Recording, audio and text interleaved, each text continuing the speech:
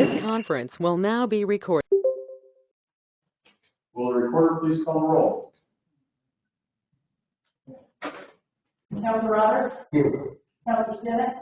Here. Councilor Savage? Here. Councilor Fleck? Councilor Solsley? Here. Councilor Berman? Here. Mayor Downing. Here. There's no items to be added to the agenda, and nobody has signed up to speak tonight, so we will move into item 5, which is public hearings. We have a public hearing for ordinance repealing and replacing Chapter 2.26 of the Cottage Grove Municipal Code regarding the Historic Landmarks Commission, creating the Historic Preservation Commission. Mr. Stewart. Thank you, Mr. Mayor, and good evening. So the purpose of this public hearing is to receive comments about an ordinance repealing and replacing Chapter 2.26 of the Cottage Grove Municipal Code, which established the Historic Landmarks Commission. The proposed ordinance creates the Historic Preservation Commission and complies with the recent changes made to the statewide Planning Goal 5 and Oregon Administrative Rules OAR 660-023-0200 and OAR 660-023-0030 subsection 2. The Historic Landmarks Commission discussed this item at their meeting on September 9th, 2021. It is now appropriate for the City Council to hold a public hearing on this ordinance.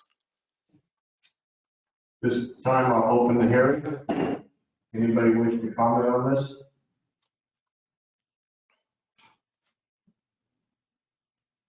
Seeing none, I'll close the hearing. Item B is public hearing for ordinance amending the Cottage Grove Municipal Code, Chapter 14.26.300. Mr. Stewart. Thank you, Mr. Mayor. So the purpose of this public hearing is to receive comments on the proposed amendment of the Cottage Grove Municipal Code, Chapter 14, Development Code, to amend the Cottage Grove Municipal Code, Section 14.26.300, Historic Preservation Overlay District, and associated definitions to reflect the Oregon Model Historic Preservation Code language and ensure that the city's code is in compliance with the revised statewide Planning Goal 5 and OAR 660-023-0200. This text amendment removes definitions from Chapter 14.31 that relate to historic preservation and replaces the entire Historic Preservation Overlay District Chapter 14.26.300 with a new revised chapter that includes new definitions, revised guidance on historic resource inventory, designation of historic landmarks, owner consent, removal of the historic properties from the resource list, and protection of properties listed on the National Register of Historic Places. The code section implements the historic preservation section of the Cottage Grove Comprehensive Plan and contains the designation, design review, and demolition review process that meet the requirements of the Certified Local Government Program. The Planning Commission held a public hearing on this attached ordinance on August 18th, 2021, and recommended approval of the draft ordinance to the Council. The Historic Landmarks Commission held a public hearing on the attached ordinance on September 9th, 2021, and they too recommended approval of the draft ordinance to the Council. It is now appropriate for Council to hold the public hearing. This time I'll open the hearing. Anyone wish to speak?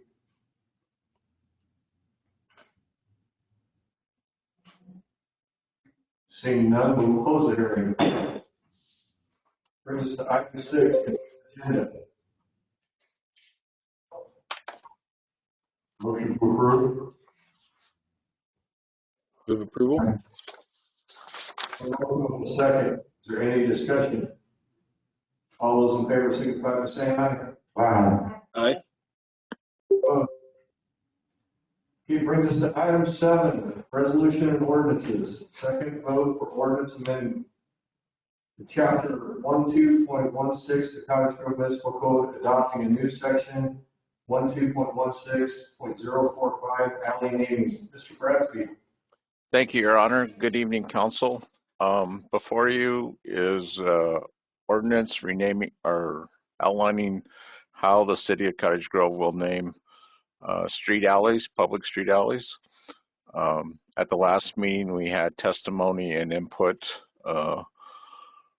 from the audience, Mr. Valley in specific, as well as council and fire chief, fire marshal and the police chief. I just wanted to point out in the memo I attached a diagram showing a private walkway or alley to what would be Mr. Valley's back door. In seeing this, I believe I misrepresented his situation wrongly to you folks, and so that's why I want to give you the diagram. Once I understood the situation better, I talked with the fire marshal as well as the police chief and UPS driver, Jeff Cameron, and asked everyone how they would address that back door of Mr. Valley's, and how would they best, be able to find it. Mr. Cameron stated that UPS would recognize with the name of alley, would be able to understand it was down the alley, but they would not drive down it because it was would be just because how narrow it is, and they would be able to, with signage on the fence, be able to see the addresses and deliver it as such. Danny Soulsby, the fire marshal of South Lane Fire and Rescue, basically they said the same thing, that with their system, we would sign it at the gate, the address, and it'd be very similar to what they, I believe, use at in the rural part of Cottage Grove, where you'll see splits off a main road where they have an address and stuff like that, and they would be able to find it that way. So I just wanted to point out, I think our system that we've proposed works, and I'm recommending second reading, or second vote, excuse me. Any questions? What's this ordinance number? 3145.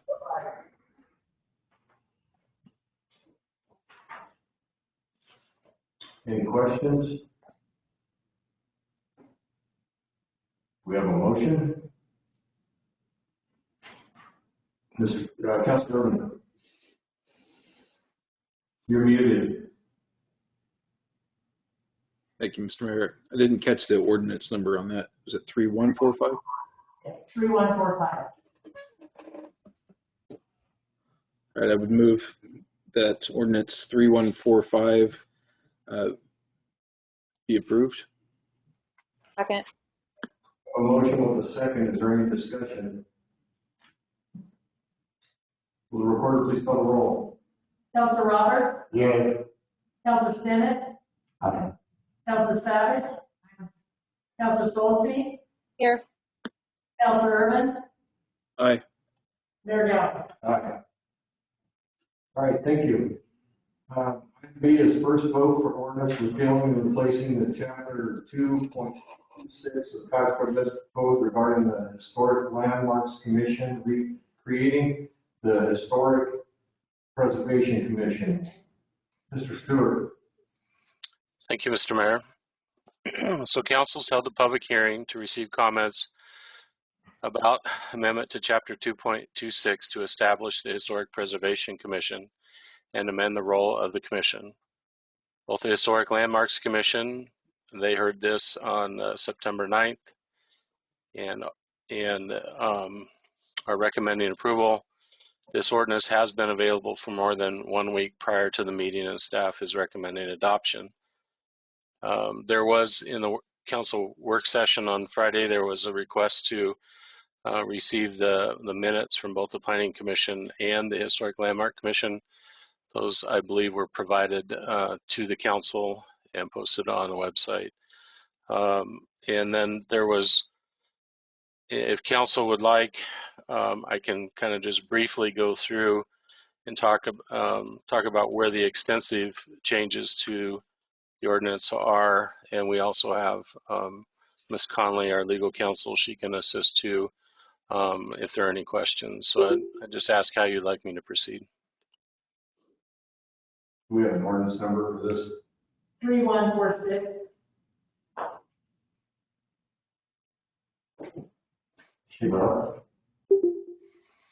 Councilor Urban, did you have your hand raised? Thank you, Mr. Mayor. Yeah, Mr. Stewart, I would appreciate a little more information, Ms. Connolly, on the changes. I read the meeting notes from the Planning Commission, and it looked like there was no yay, nay, or concerns or anything. So a little more background on what actually is changing and what impact this will have would be appreciated. Okay, I'll go ahead and attempt to start, and then Ms. Conley can assist if I miss something. But so if you're looking at the ordinance, essentially most everything is the same. There is an added sentence in the membership requirement. The sentence that was added was, all reasonable efforts must be made to appoint those with professional experience in the fields of preservation, architecture, archaeology, community history, building trades, real estate, and related specialties. Then you go down to essentially the duties and responsibilities, and that's where the extensive changes were. Essentially, they added additional requirements, and most all of them have been enhanced with more clarity as to what their job descriptions are, because they were pretty vague in the previous adopted ordinance. And then also it was the question, in fact, Councilor Irvin, I believe that you made, was, are we going to have to reappoint the members as it's a new body? And it's my understanding that we are. The council will have to reappoint those individuals.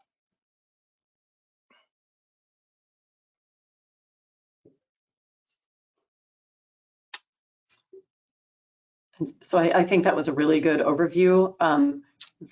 The changes that were made both in the organization of what's now the Historic Preservation Committee and its duties are required by state law. So by the State Historic Preservation Office has a model ordinance, you've heard about that, and it, instead of allowing local jurisdictions to outline for themselves what they want this committee to do, they specifically outlined three requirements of the organization, 3 required duties. I can cover those if you want, or but I think Faye did a great job.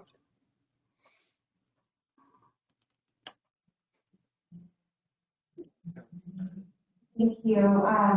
Just for clarification, if this does not pass, that means that grants are not funded. Is that correct? So it's important that this be passed if folks want grants. So yes, I think what I heard the question, I'm not 100% sure, but funding for individual grants is does rely on having a commission that complies with Certified local government program? Yes, thanks. Thank you for clarifying. It also would mean that you're out of compliance with the new laws and rules in Goal 5.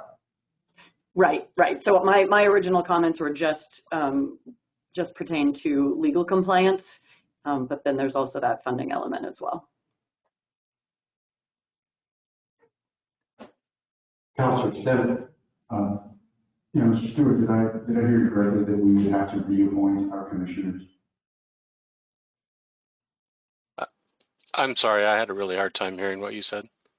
Did I hear you correctly when you said that we would have to reappoint our commissioners? That's correct. It's my understanding that the council will have to reappoint the members to the commission. Do we know about the procedure with that? Mr. Myers? Yeah, what's going to happen is you're repealing the existing ordinance, the existing provision of the code for the landmark commission, so their position will be gone. So you're essentially removing them. But when you create the new commission, you can just go back and say, hey, we're going to reappoint those people that were sitting on the landmarks commission for the same length of remaining term, but put them on the historic preservation. So you can do that by motion of the council. It is one that this is a body that's still appointed by the council by motion. So we would just do that after the ordinances are adopted, before they go into effect. So we do that next meeting and make it effective on the date of the ordinance effective. Thank you.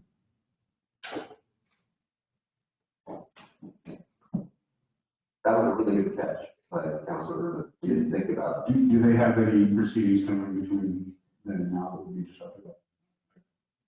If there are proceedings, they wouldn't be disrupted because you can make it effective immediately upon the date that the ordinance becomes effective. And so there really wouldn't be anything that would be creating a problem. Councilor Urban, were you raising your hand before? Or? Yeah, thank you, Mr. Mayor.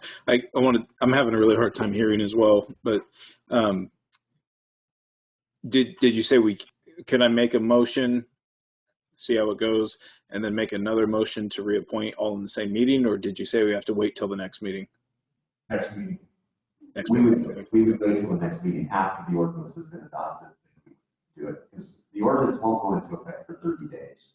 So we'll have 30 days. We'll have 2 meetings actually in between before the ordinance goes into effect. So we'll just do it at the next meeting and then it'll be ready. Yeah, I'd like to make a motion if I could. Yes. Move that the council adopt ordinance 3146, repealing and replacing chapter 2.26. Second. I have a motion with a second. Is there any more discussion? Seeing none, will the clerk please call the roll? Councilor Roberts. Councilor Stinnett. Aye. Councilor Savage. Aye. Councilor Solsby. Aye. Councilor Urban. Aye. Mayor Dowd. All right. Item C is first vote for ordinance amending Cottage Grove Municipal Code, Chapter 14.26.300. Mr. Stewart. Thank you, Mr. Mayor. So council has held a public hearing on the proposed amendment of the Cottage Grove Municipal Code Title 14 Development Code to amend Cottage Grove Municipal Code Section 14.26.300 Historic Preservation Overlay District and associated definitions to reflect the Oregon Model Historic Preservation Code language and ensure that the city's code is in compliance with the revised statute Planning Goal 5 and OAR 660-023-0200.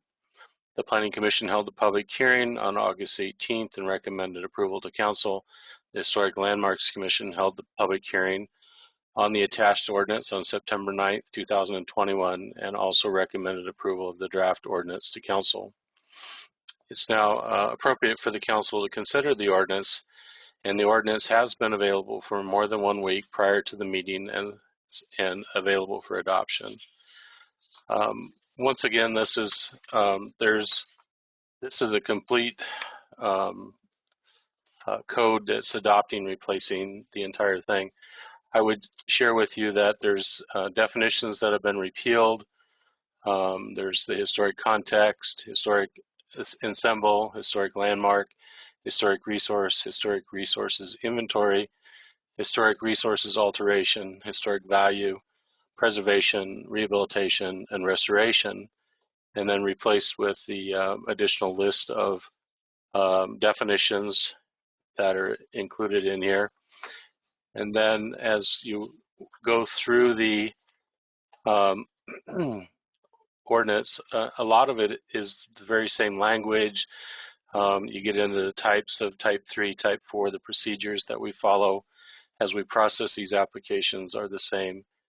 There's some additions in under 14.26.310 applicability that the language is changed, but they're very similar in what the previous was. In item B, under that same 14.26.310, the requirements for the designation, there's quite a few added to clear through A through E. It was all added in addition to the existing. And then as you work through to additional standards for additions to the local significance, that whole section was included D through 5. And then when you go to 14.22.2, excuse me, 0.140, items A through F were included, and then it was added, 14.26.365 was added. It's the additional protections for the National Register resource. And I believe, yes, there was another extensive area that was added, 14.26.375, the preservation of archaeological resources was added. 14.26.38, removal of significant historic resources from the resource list. That entire section was added. And then they moved the historic preservation overlay district, referring to signs, to 14.26.400. So there's several items that have been added completely to line up with the state law and the Goal 5 requirements. So I guess I'm open for questions before you consider this ordinance. Are there any questions from Mr. Stewart?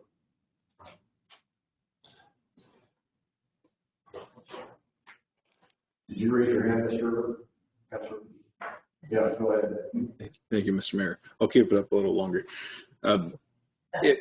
Is this a companion piece of code to the previous ordinance?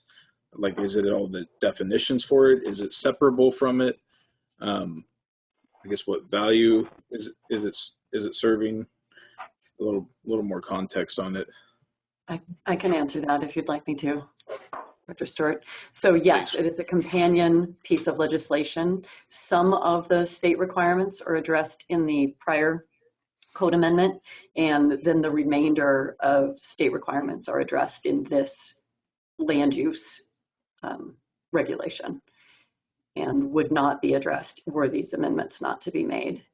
And I kind of wanted to address some of the questions and concerns that were relayed to me from the prior agenda council meeting. I wanted to just point out that as Director Stewart was commenting, this aligns your historic preservation standards and procedures with the rest of your land use code, so that now things can be broken out, decisions and applications can be broken out into type 1, type 2, type 3, type 4 procedures, which is, so it aligns with procedures set in other sections of your development code. It appoints a historic preservation officer. I think that's a big point and change for you to be aware of, because it will facilitate approval of certain types of applications rather than having them wait for a body to hear and decide those matters. Instead, they can be streamlined and addressed more quickly for property owners. And then finally, I understood there was some concern about not involving property owners, and what's the distinction between being able to list a property on an inventory as opposed to designating it as a historic landmark. And designation involves the property owner. No property can be designated without a property owner's consent. So they're involved at the get-go now, whereas they weren't necessarily previously. Although your citywide inventory can be created without an owner's participation or consent. It's just a resource for the city to rely upon as it may consider various designations moving forward.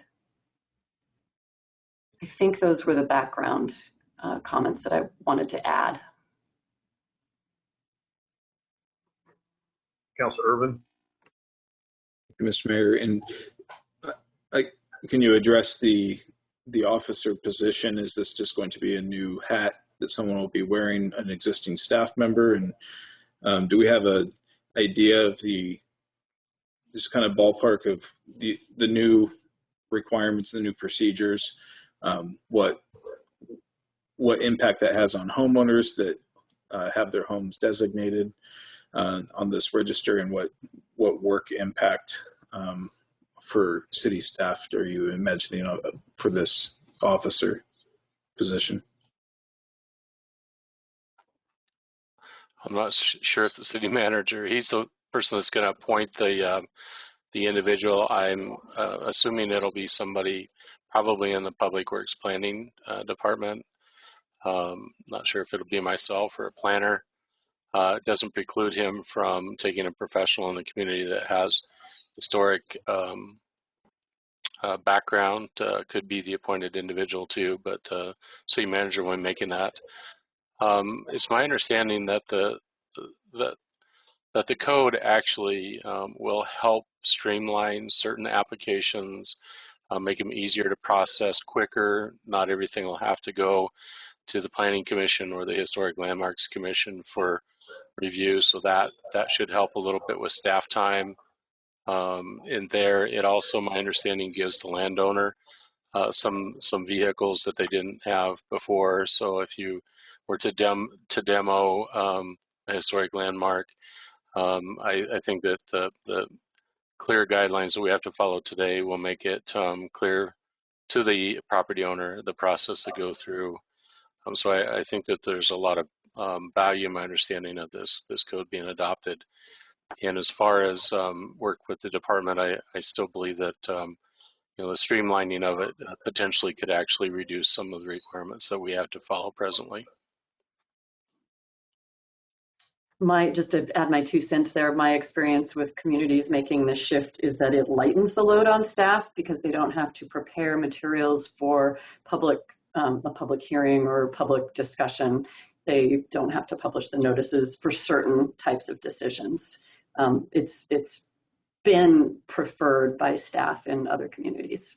I can't speak for your staff. Councilor Stanek? So I believe I read that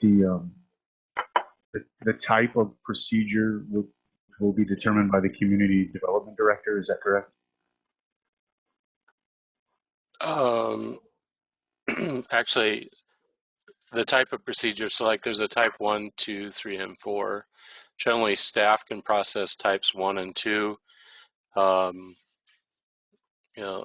And generally that's been the planning. I'm certainly, it could be a function of the Public Works and Development Director to participate in and determine. But there's pretty clear guidelines that need to be followed to make that determination. And we wouldn't be changing that procedure with this? No, I don't believe so. The only, what you're doing actually is designating what types of applications follow what type of procedure. So if you go through each of these sections, every type of action that could be taken or every type of application has a process identified with it. For instance, a historic resource designation has to go through a type 3. Many of them are type 3 procedures. Obviously, an amendment to this and adoption of design guidelines follows a type 4 legislative process. And then more administrative type decisions, such as a minor alteration, is a type 2 decision, which would be conducted by staff, by the historic preservation officer or his or her designee. And there's another type 2. But they're broken out in terms of the significance of the impact of the decision. The more significant impact, the more process is accorded. Signs is the other, sign permits in the historic district is the other type 2. Any more questions? Want to make a motion on 3147? Councilor Irvin, Mr. Mayor, move the council adopt ordinance 3147, amendments to the Cottage Grove Municipal Code, chapter 14.26.300. second. I have a motion with a second. Will the reporter please call the roll? Counselor Roberts, Aye. Counselor Stinnett, Aye. Counselor Savage, Aye. Counselor Solzy, Aye. Counselor Irvin, Aye. Mayor Gowing. Aye. Okay, item 8 is business from the city council.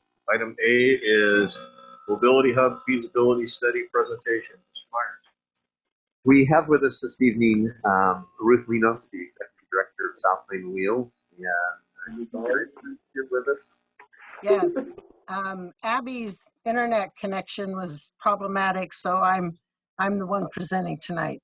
Okay, so we have a presentation regarding the mobility hub feasibility study, and Ruth Linos is going to do that presentation for us. Yeah. Great. Thank you, Mr. Mayor and City Council members. Today I'm going to present the results of our summer-long study of the Mobility Hub feasibility study that Abby did. She's a U of O, University of Oregon intern that worked with South Lane Wheels to accomplish this. And go ahead to the next slide. So this feasibility study was located at the Row River Trailhead Park, located between 12th and 14th Street. The Cottage Grove area transit development plan that was completed in June identified that a mobility hub is a future transit development that would benefit the community of Cottage Grove, and as such, a feasibility study must be conducted to evaluate the practicability of this possible development. So this study provided an opportunity to rethink the future of the Row River Trailhead Park as a place of recreation and transit due to the development and implementation of nearby Bohemia Park. It's important to define some key terms. So a feasibility study is a report that's created to assess how practical a project is for future development. This feasibility study will determine if a mobility hub and its elements will be able to fit into the proposed location of the Row River Trailhead Park. And this was done through research, analysis of the site, and creation of site designs. And then what is a mobility hub? It's a place of connectivity where different travel options, walking, biking, transit, and shared mobility come together. It may be developed with amenities, including information boards, food and drink vendors, water fountains, bathrooms, as well as connections to evolving transportation options such as bike share to support multimodal connections at one key destination. And you kind of can think of it as a train station, which often has these type of elements. Next slide, please. The location we studied in the report is a city-owned park property, the Row River Trailhead Park. The current uses of the park are the warming shelter compound and parking for the adjacent dog park. And so you can see in the green outline that city property. South Lane Wheels and Lane Transit District and Cottage Grove Classic Taxi are the current public transportation options, all of which will either have dedicated bus stops or a drop-off area at the developed mobility hub in the future. Currently, the Row River Trail is used for both recreation and local walking and cycling transportation, which makes it a viable place for future transit development. And so you'll see the warming shelter compound in white and some labels of privately owned tax lots that are nearby. Next slide, please.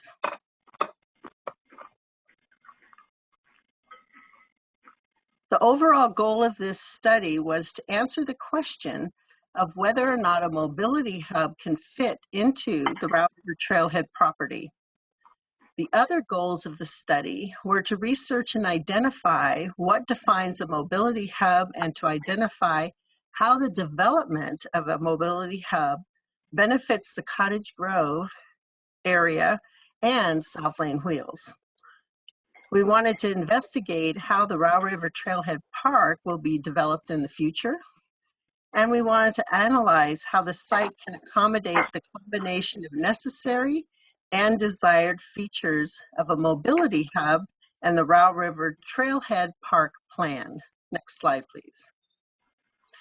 So to accomplish this, some key interviews were conducted. Abby talked with city planners and transit planners from cities in Lane County, such as Cottage Grove, Crestville, and Eugene. And they were used to understand how to develop a bus station, how big features of a bus station would be, and what kind of features should be included in a transit-oriented site.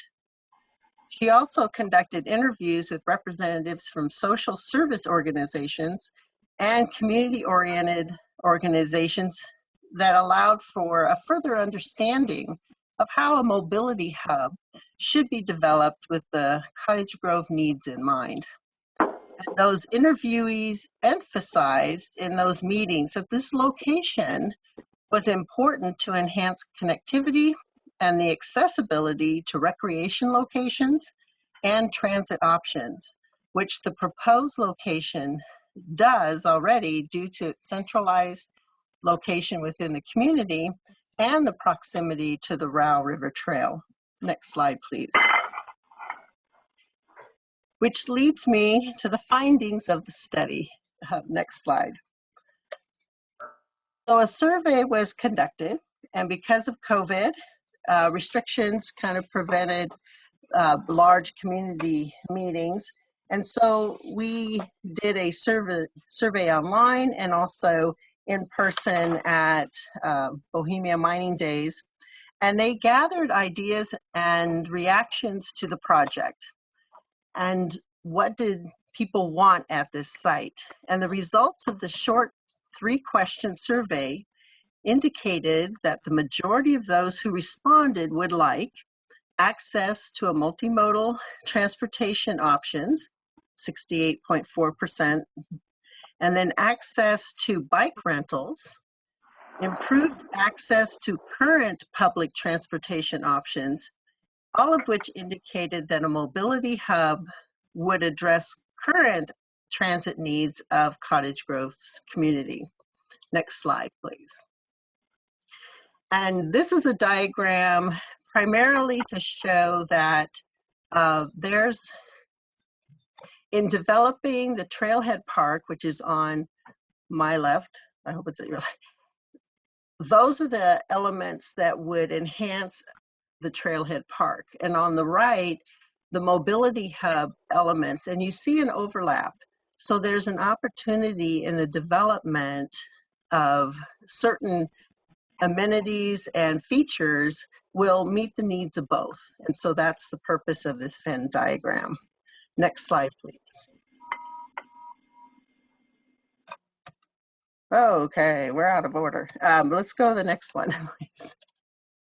So the potential site designs. Next slide, please. So when you look at this, and there's a lot of detail here, but the point was trying to fit within that original green outline of the city's property, which you can see as a solid black line in this diagram, that designs 1 and 2 are using only the city-owned property. And so we fit in a building for South Lane Wheels and employee parking and some amenities of bathrooms and signs, and how bus lanes would be fit into this, and some access for vehicles getting in and out of this site off of 14th and 12th. And so the bullet points on the left are basically guiding The designs of 1 and 2 are using only the city-owned property. And so in some cases, we're respecting the current footprint of the warming shelter compound and working around it. Designs 3 and 4 are using the city-owned property with the adjacent tax lot, which would call for South Lane Wheels to purchase those adjacent properties in order to expand beyond the cities. And at the bottom, none of the designs have a parking lot for South Lane Wheels bus fleet. And so at this point, what's been generously offered is the city is proposing that South Lane Wheels buses would be parked within the city's public works property. Next slide, please. So our funding opportunities, next slide. So how are you going to pay for this? And what's great about this project is being transit oriented, there are ways to also tap into federal land access programs, a huge source of funding that will encourage people coming to the Trailhead Park trail. And so in order to develop that opportunity, they're looking for certain facilities in order for the public to have access. There's also federal and state capital grants and operational funds, and then obviously tourism grants available as well. Next slide.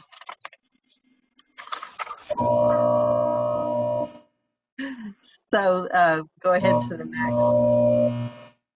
So in presenting the full feasibility study to you in advance, we wanted to show you that a very good preliminary study confirmed that the mobility hub could be built within the Row River Trailhead Park property. And the limitations of that are it's not going to build out as well for future needs. But the answer that we wanted to get to, and next slide, is we wanted to show it's possible. And we also wanted to show support for this location and how it could attract a very positive resource for Cottage Grove area if it could be built at this site.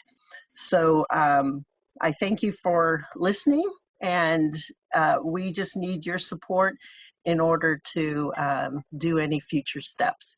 I think there's one more slide, possibly. Thank you, and I look for your response. Thank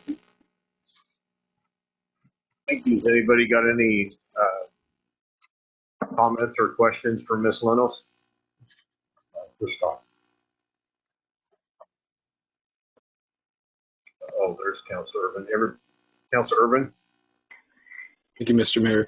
I just want to express appreciation for Ms. Lana's preparation of this. As I was reading through it, I couldn't help but think how talented you are in putting this together, and I appreciate you doing this and for the forward thinking about increasing mobility in this area.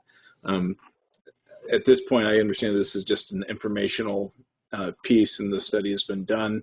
So I do look forward to future reports on what we might do and what grants might be available. But I did just want to share appreciation for you, Ruth. Thank you. Thank you. And thanks for participating on the advisory committee. Any other questions or comments? Well, thank you. Councilor Sennett? Yes, again, I also want to thank you for presenting this to us. I wondered if the plans themselves were vetted or presented to the public or to city staff, or if there's a front runner in kind of how it might eventually look. What are the challenges to? I mean, there were a couple of tax lots that sort of like could be purchased to contribute to the overall footprint of it. The fourth plan I noticed had us presumably relocating the shelter Mhm. compound. I just wonder what's kind of leading the way in people's minds in terms of how it could play out. Did you want me to answer what people were Well, thinking about whoever that? has that input, and maybe there's maybe there's city staff that could go into it. I don't know exactly how far we've gone with that, but At this point, it wasn't vetted through any engineering or design uh, to qualify any of the concepts. It was more, could we do it, and what would it take to put the amenities that we thought had to be at least the base elements of a transit hub, and would also serve the park. And that was just a starting point. We know there's going to be a need for the engineering and planning beyond that, and that's where the funding that we were looking to apply for was going to help vet those details. thank you. Any other questions or comments? All right, thank you. Thank you for your time. Brings us to item B, the 2021 Municipal Court Report. Judge Fisher.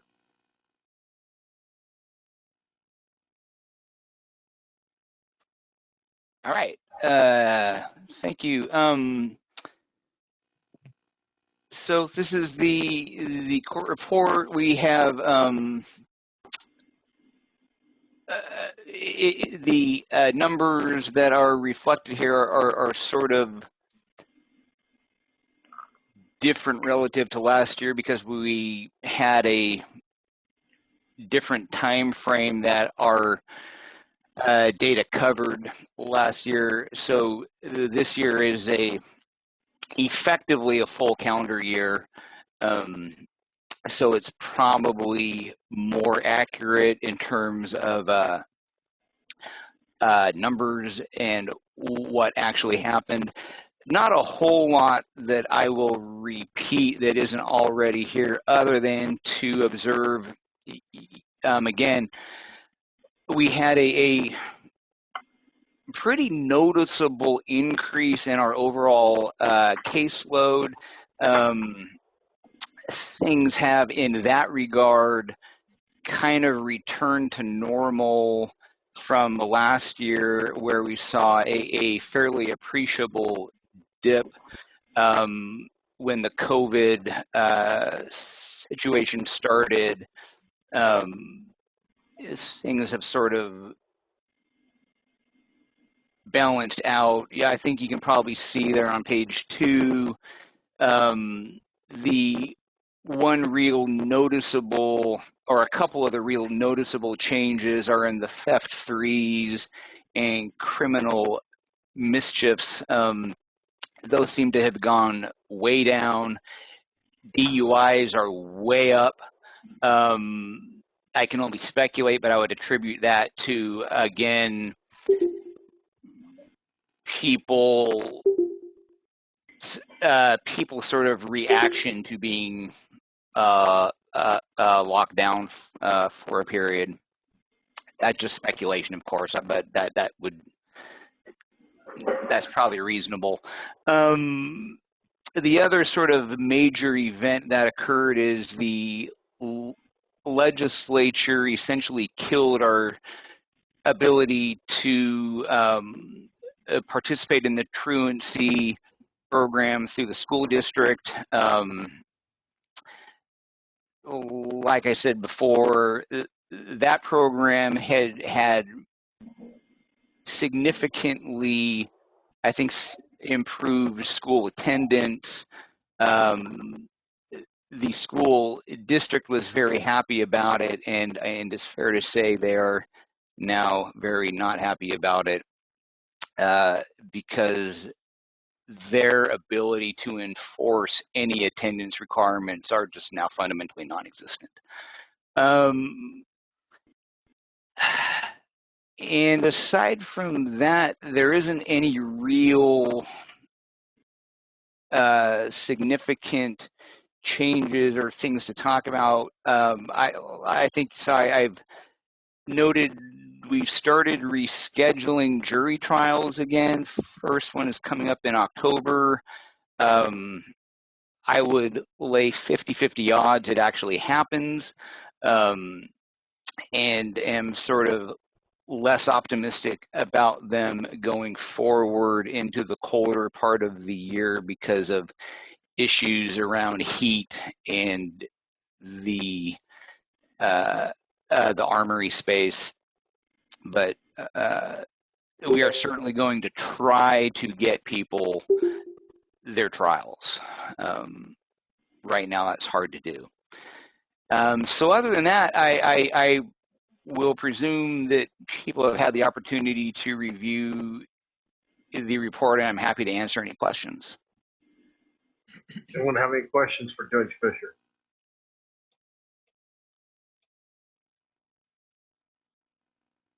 Councilor Urban. Thank you, Mr. Mayor, and thank you, Mr. Fisher, for the report.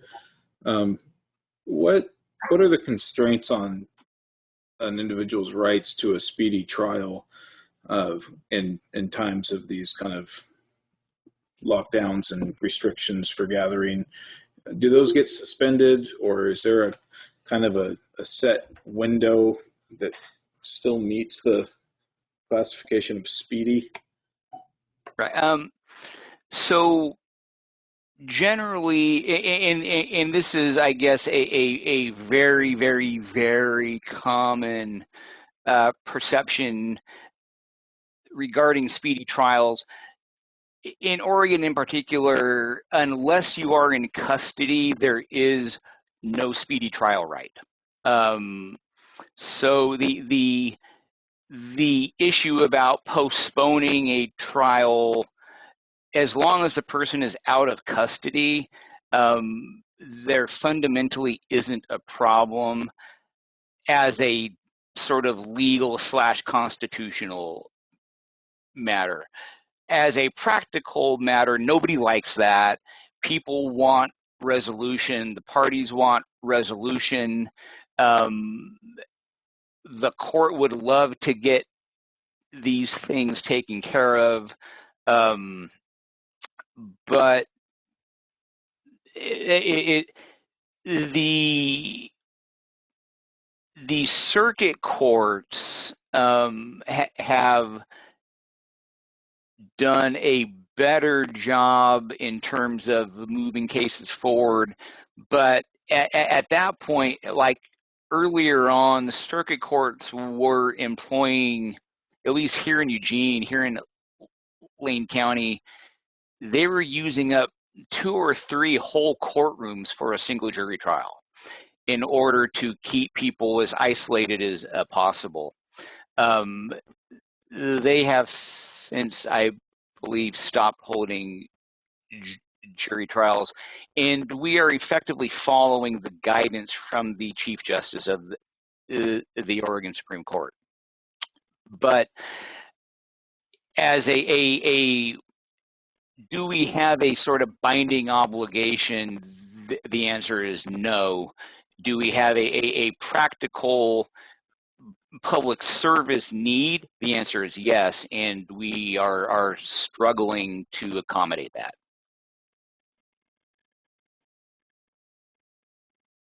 Any other questions? All right, thank you. All right, thank you. So it brings us to item C, request to extend the Economic Improvement District and the Business Improvement District for additional 5-year period. Before we start, I'm going to give Councilor Stennett a moment to speak. Yes, thank you, Mayor. As the administrator of downtown Cottage Grove, I would like to declare a conflict of interest in this matter and recuse myself from these proceedings. Thank you.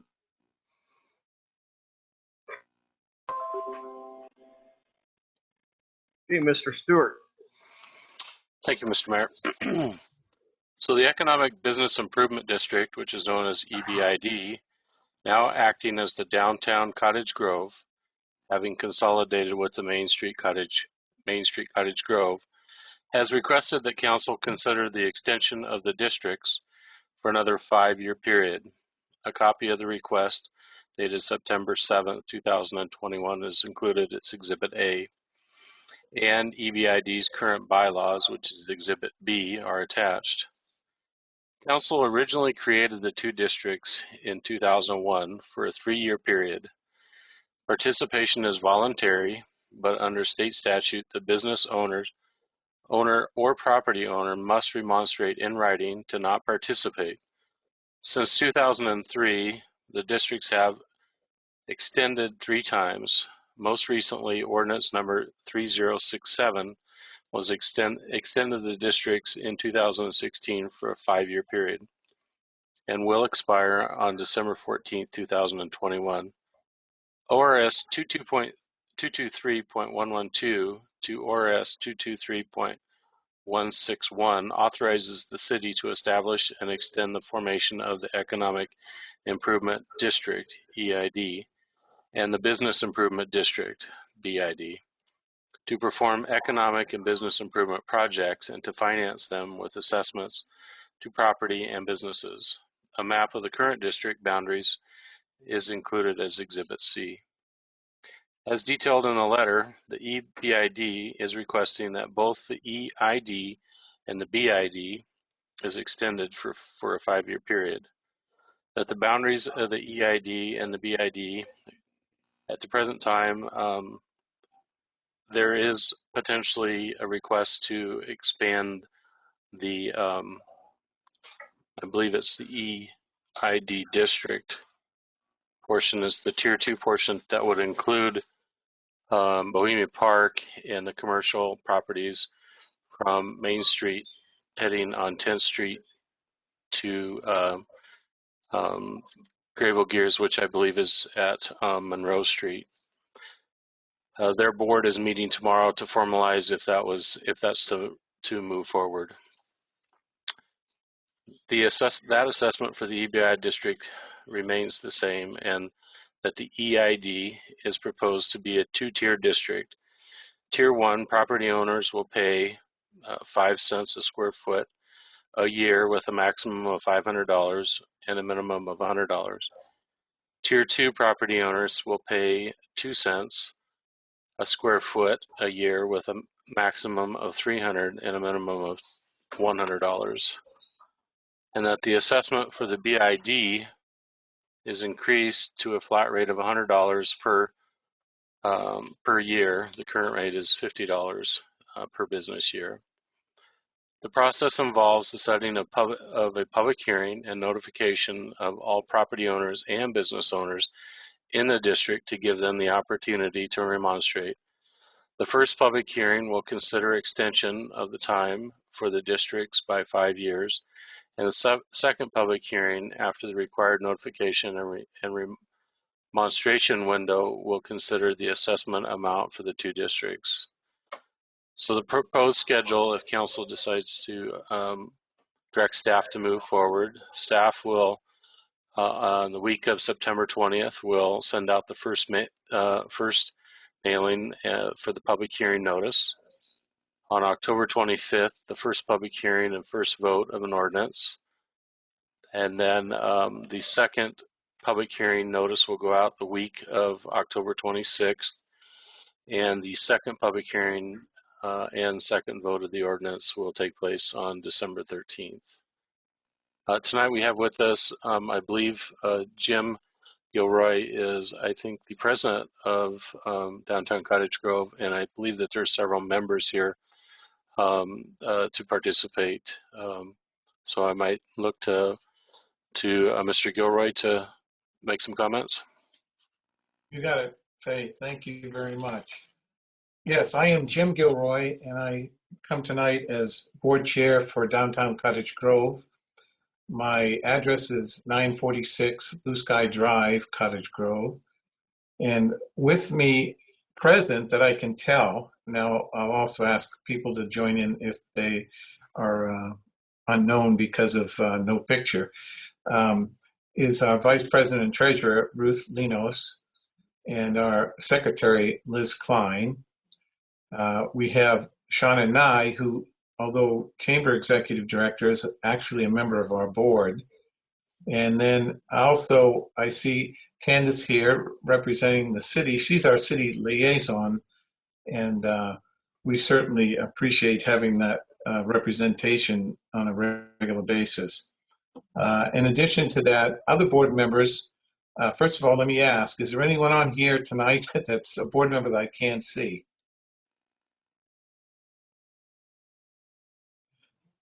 All right, some of our other board members are Alyssa Gonzalez from the Axe and Fiddle, Michelle Rose from Crafty Mercantile, Heather Tucker from Umpqua Bank, Jake Schmidt from Cascade Home Center, and Christina Lund, who needs no introduction, I know. And so those are our current board members, and we're unanimous in our efforts to ask your permission to get the ball rolling, because we were set up initially almost 20 years ago by you. And then in 2007, when we had the community visioning process, the city council authorized us to be one of the lead members of the economic development effort, which we've tried to carry out over the years. And that's why I feel like, as much as all of us on the board feel a responsibility, ultimately it comes back to the leaders of the community, which are officially elected and part of the government of the city of Cottage Grove. I would like to, just as a reminder, talk about a few of the items that we've been involved with over the years. And some of them you'll recognize, but some of them a lot of people would not recognize, because there are certain hidden ways that we do things by raising certain funds for programs that have made a difference here in the community, and I'll describe that. You recall, of course, because you go by it on a regular basis, the complete rebuild of All-American City Square as a downtown gathering place, the yearly financing, installation, and upkeep of Main Street's hanging flower baskets. And with us tonight, of course, is Liz and her husband, James Klein, who have been the bulwark behind that effort.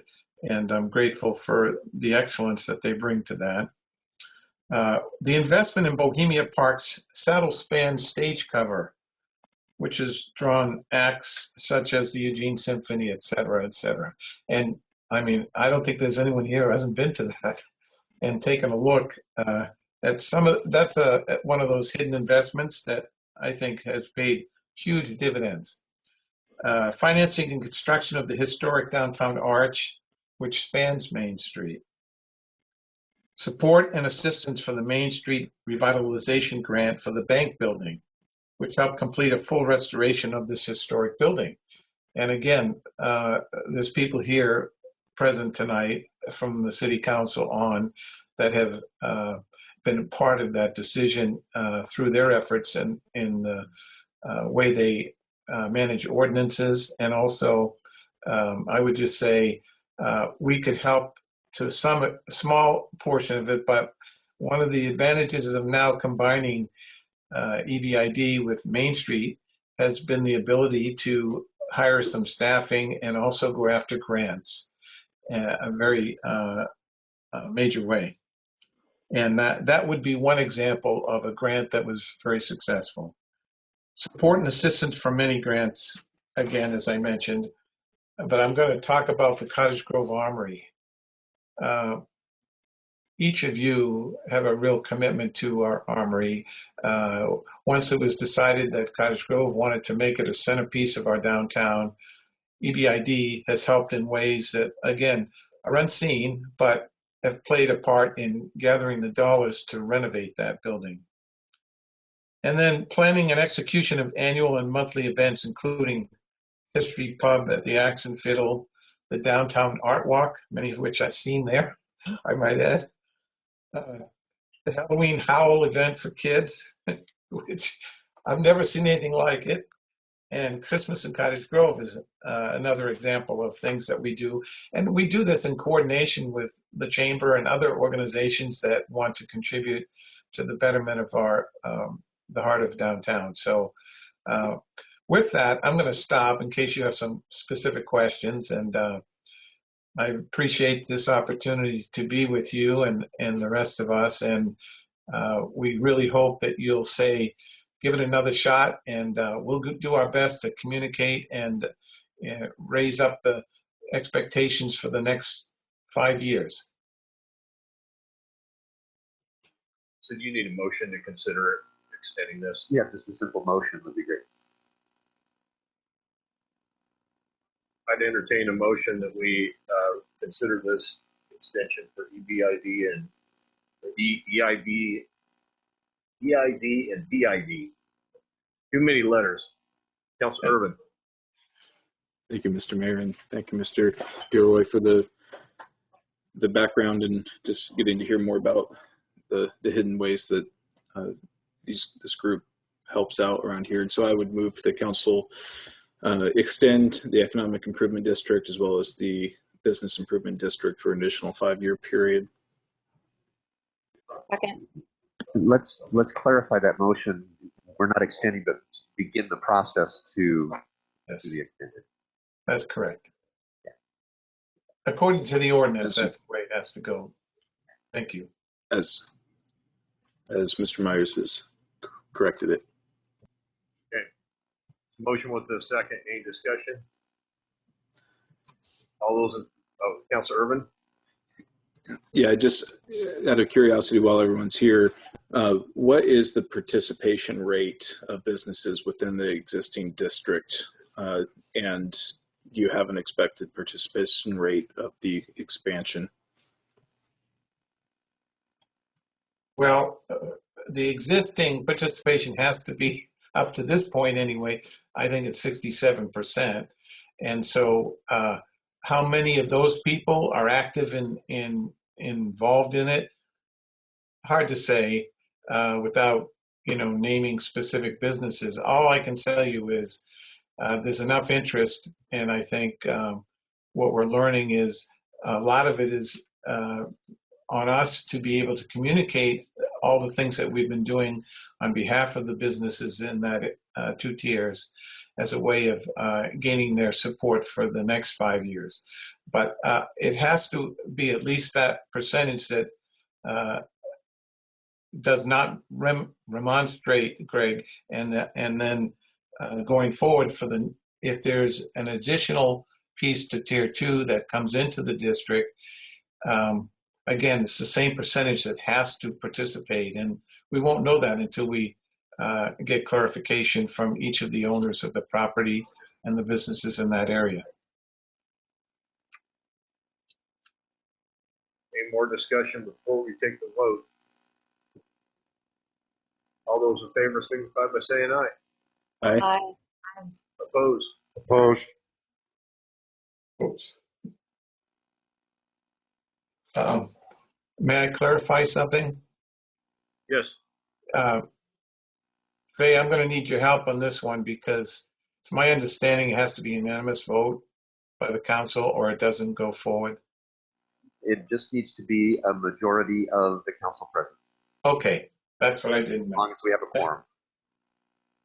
Thank you. Thank you. Mr. Stenick, or Councilor Stenick, come back in. You can hear. Chief's going to get him.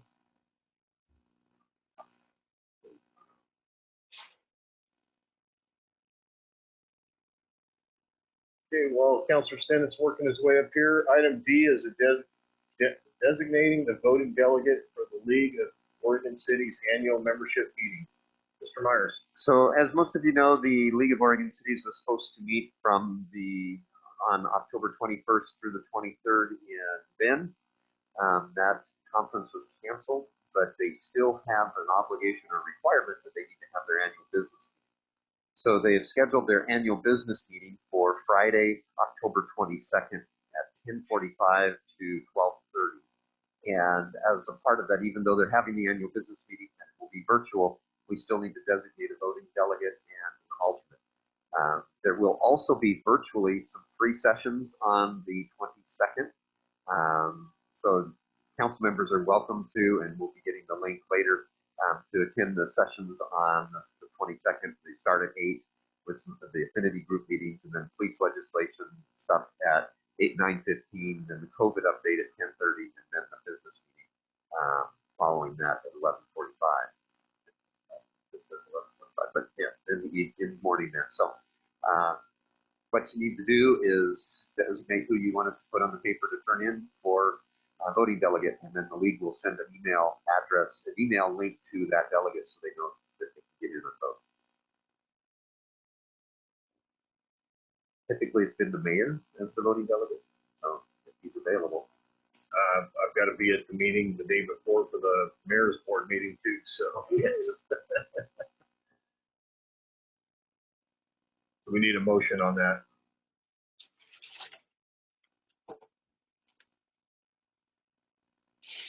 Motion Mayor Dowling to be that representative to the League of Oregon City Annual Membership.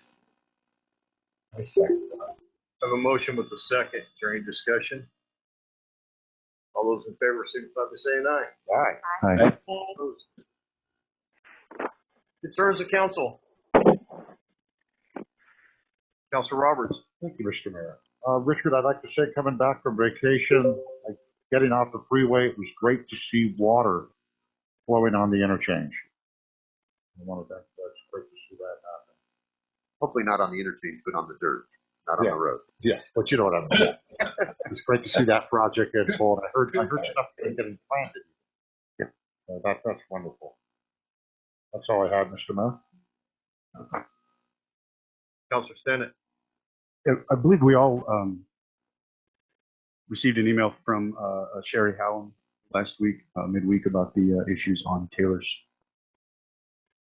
Avenue, with regard to the school zone and speeding there. I wondered if, I don't know if there could be a conversation regarding efforts that could be taken to mitigate those issues. As a parent of a Harrison student, I recognize the danger there for students, parents, residents. So. Mr. Myers. Yeah, we're working on trying to figure out what's going on there, and we kind of think that it'd be a little hard pressed for speeding to be going on. We'll be putting some sensors out to do some monitoring and getting some data to find out times and dates and when anything is going on, if anything. We're anticipating that it's probably traffic coming down off the hillside, off the Taylor from the top above on the other side of the freeway, and heading west, but we're not sure, so we'll be monitoring that and seeing what's going on. We'll also be paying extra attention to the area. There are school zone signs there. The bike lane is completely painted there. We don't know what that comment was. So it has everything it's supposed to have there. Speed limit signs are not something that we typically put up because the basic rule applies. So that's what we'd be watching there. So we'll be monitoring that. Thank you. And bring back some information. Councilor Urban. Thank you, Mr. Mayor. Yeah, this was a point that has been brought up a number of times by the same individual. And I'd gone and sat with her on her porch and even bought a radar gun and let her borrow it for a month to take pictures with the speed and people, since there was really nothing it seemed like the staff could do about it, and can't be there all the time anyway. But it does appear that signage is lacking going east up Taylor in terms of the speed limit signs. And yeah, I do understand the basic rule applies, but their signage does appear to be lacking in that regard. And it's really honestly the traffic going both directions, because like I said, I mean, my radar gun's only accurate plus or minus 1, but there was consistent 40s, high 30s, pretty consistent just in the middle of the day. So I don't know what can be done exactly except continued enforcement, possibly better signage on the east route, but it would be appreciated to follow up with her. Anyone else? Councilor Soulsby. I just wanted to touch on a little bit about the new city's guidelines for the new COVID regulations. And I've been looking over a ton of studies right now on the CDC, and just want to make sure that we're aware that about a little over a month ago, that new data from the CDC came out that showed that the viral load in the noses of vaccinated people was the same as the unvaccinated. And the conclusion from this finding is that all things being equal, infected vaccinated people may indeed be able to transmit COVID as well as infected unvaccinated people. And so I just wanted to point out that in the COVID-19 return to work guidance varies from the vaccinated protocol to the unvaccinated. And in the vaccinated protocol, well, in the unvaccinated protocol, it says that even if they get a negative test, but they've been exposed, that they have to quarantine for 14 days, which I understand. But in the unvaccinated, or I'm sorry, in the vaccinated, it says that they don't have to take a test, and that they can immediately return to work and just monitor over the next 19 to 14 days following the exposure. And so I'm just kind of questioning that, what the difference is, and maybe, Richard, you have a little insight on that. Yeah, those standards are specifically from Lane County Public Health, and they're based on the CDC. So those are not our standards, those are the CDC's and Lane County Public Health.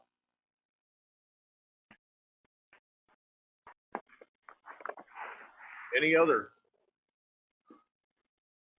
I'd just like to say I got a letter, I got a phone call from Mayor Sean Van Gordon, Springfield Mayor, last week on the redistricting, and I have yet to see the maps. There's like 12 different potential maps for redistricting, but his big concern was that Eugene was trying to get the control for the Senate and the representatives throughout Lane County, where they would have more influence on everybody than the rural area, and what works in the city doesn't always work in the rural areas like Cottage Grove. And so he wanted all the, it was mayor from Oak Ridge, Lowell, Crestwell, Cottage Grove to sign on with him on this, to really consider keeping the rural.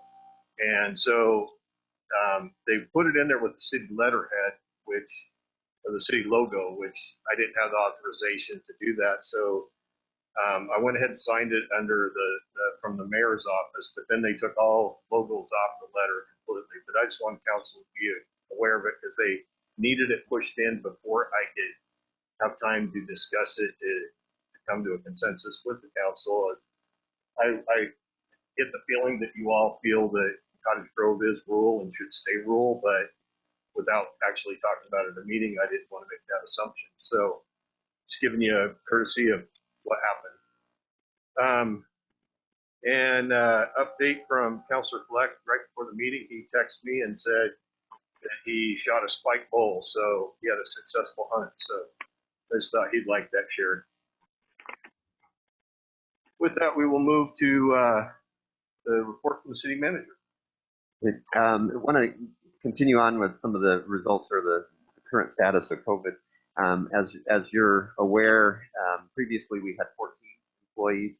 We're now down to 4, and we have adopted an enhanced masking policy where we are using the KN95s for all employees in the building and when they're on the job, or an N95, regardless of whether they're vaccinated or not. So kind of Councilor Soulsby was saying, we're trying to respect the fact that, hey, vaccinated people can also get it, and we're all doing it in part to protect either vaccinated or unvaccinated individuals from the virus. And so other cities, basically we adopted the enhanced policy, masking policy that Beaverton and Hillsborough also adopted, but they put a provision in there that vaccinated individuals could present their proof of vaccination and then wear a cloth mask instead. We took that provision out and kept it the same to not have any division or create anything along those lines for vaccinated and unvaccinated.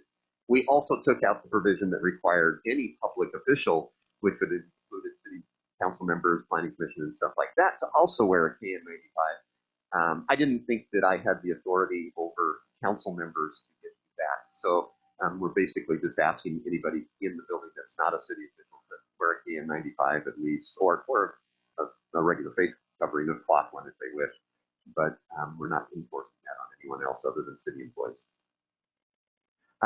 With the president's mandate that came out last week in his presentation, we're still waiting for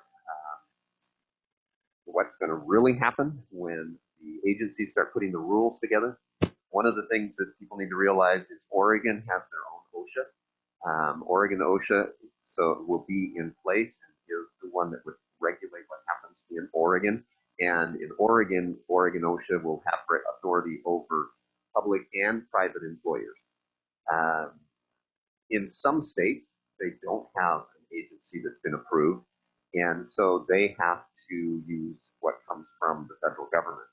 Oregon OSHA is approved as long as they continue to do at least what comes from the federal government. Oregon OSHA and other Oregon agencies have had a tendency in the past to make the rules a little stricter. We've seen that happen before, and I'm kind of the expectation and have the fear in the back of my head that yes, the president said 100 employees, but there are examples where there are other regulations that say 100 employees, but Oregon has made it 50. So be cautious of that. I'm not sure how that number is going to break out. We have right now, presently, 93 employees because we just lost 2 of our police officers in Springfield. They were recruited and they were offered the job last week and told that, yeah, the job offer stands if you're at work on Monday for us. So thank you, Springfield, for giving us a lot of advance notice, although 2 weeks probably wouldn't have made a huge amount of difference anyway for getting them refilled and put back on. So we're down. We have 2 officers. We have another officer recruitment going on. We have 2 dispatchers. We have 2 dispatcher recruitment. We have 3 librarian recruitments. We don't know whether the rule is going to be FTEs or every employee. And then we also have a public works employee that's vacant as well. So we get pretty close to 100 or 101. So we'll see what the regulations happen. The regulations are expected to be somewhere between 4 to 6 weeks. So that could put us out into December or late November before we know for sure how to and what to do to implement the president's mandates. So we'll see what's happening there. That's where we're at. We went with the mask enhanced. City staff were reviewing all of the different things. We have the incentive program that we were thinking about. Would that be anything good? We looked at the mandate stuff, and it would have just created more division. But we feel that the enhanced mask policy, when we saw it and went through that created what we were looking for to make sure that our employees had a way, an additional barrier or effort to really try to keep us safer and to keep our staff intact so that we wouldn't have infections or exposures taking people out of work. Almost all of our exposures have been from family, although some of the earlier ones were work site related, but most of them have been from family, started from a family and brought into the workplace. So, that's where we're at with COVID right now. And I guess the question is, if you have any questions, we'd be more than happy to share. The enhanced mask policy can be rescinded at any time, depending on if I see improvements in what's going on. Health officials are saying that this surge should end somewhere around the first part of October. So if we see that happen and start seeing infection rates go down, then we'll probably go back to the cloth mask. You can really tell these are much more effective because they're really sweaty in there. So they're a lot more than a cloth mask. But we've set a sunset date for the enhanced mask policy for October 15th, where it will either be reinstituted, modified, or discontinued. So, but it may end earlier. Any questions on that one? Then I have Councilor Urban. Thank you, Mr. Myers. Through this whole time, I've been trying to understand the authority structure. And can you kind of briefly go over what the authority structure is for the city? You spoke about OSHA, and what, if any, leeway there is to observe what's happening, in your local jurisdiction and respond. What's the authority structure, and what are the incentives and disincentives associated with their authority? Yeah, the authority structure, and I think you're talking not just in the city, but how we are impacted by other regulations from other agencies. They have the state authority and administrative powers over us, with the exception, and I think the president may have eliminated the exception for us, or for OSHA, is in state law that healthcare officials, school officials, and police officers and firefighters are exempt from any vaccine mandate. There's a specific state law that says that.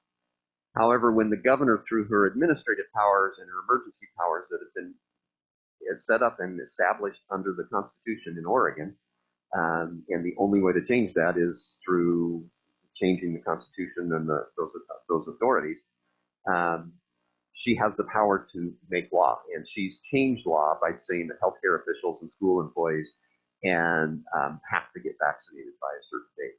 So she can do that.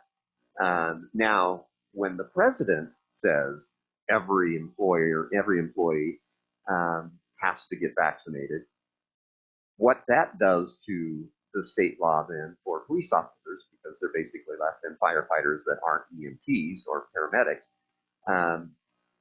what does that do for them? I mean, does that get rid of that exemption?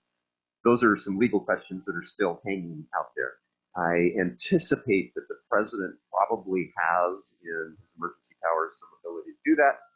But if the governor then takes the information from the Department of Labor, from the federal government, from OSHA, and instructs for OSHA to do it, then does that mean that her ability and her emergency powers that are granted under the state would then allow her to preempt all those state laws that may prevent that? So that's where those authorities come from.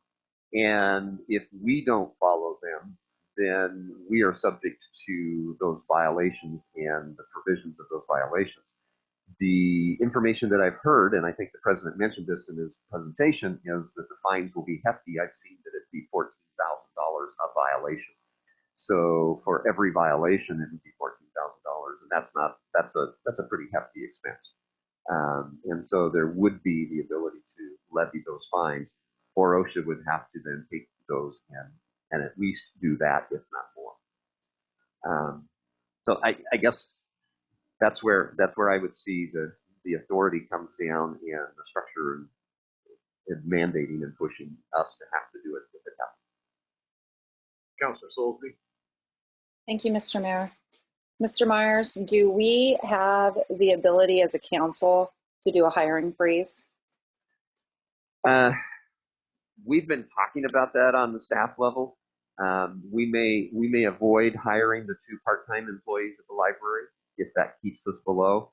But if my fears of Oregon, and since the arguments there that 95% of the businesses in Oregon are small businesses with less than 100 employees, that OSHA and the administration will say, hey, we're going to lower it down to 50. There may be other political reasons for doing that too, but that's what my fear is, and then I think we're sunk. But we're looking at those options to say, yeah, let's not do a couple of these things. There are some of them we have to do. I mean, we need the dispatchers and we need to fill the officers' position.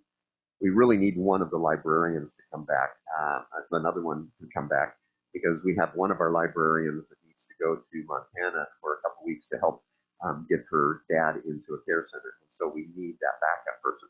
We could close the library, but we'll see if that's what we need to do. But when we get those numbers and we know for sure where we're at, we can try to keep it below 100. So we get the Friends of the Library to volunteer, and then they're not employed. Yeah, I mean, that's volunteers would be another question. They have said employees, but do volunteers count anywhere? I don't know. So that'd be another option for us as well. And that's really the only position that would really work for that.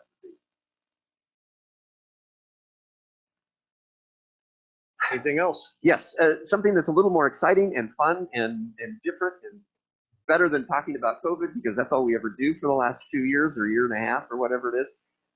I was named to be a member of the BYU MPA program alumni board, and they have their first meeting on November 5th, their annual alumni board meeting, and that is an agenda day, and it's in Provo, Utah. So I would need to go to that, and then I probably would not make it back for the council meeting on Monday night. I might, but I probably would be traveling still. So I guess I'm kind of asking if that's okay. That's kind of a neat honor to be on the alumni board for the MPA program, but absolutely. We can work it out and have somebody else, maybe the assistant to the city manager will fill in for me or Faye. So take care of that. But great. That's all I have.